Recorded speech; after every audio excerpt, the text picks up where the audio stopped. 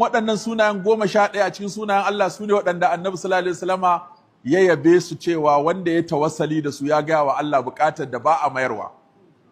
Kaga a cikin addu'arsa waɗannan sunayen Allah al-wahid ya fito, al-ahad ya fito, ar-rahman ya fito, ar-rahim ya fito, al-mannan ya fito, zul jalali wal ikram ya fito, badi'us samawati wal ardi ya fito, as-samad ya fito, al-hayy ya fito, al-qayyum ya fito, Allahu ya fito, 11 kenan.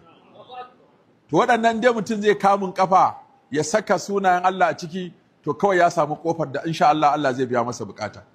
Shi sa wanda ya fika sanin Allah ya fika dabara.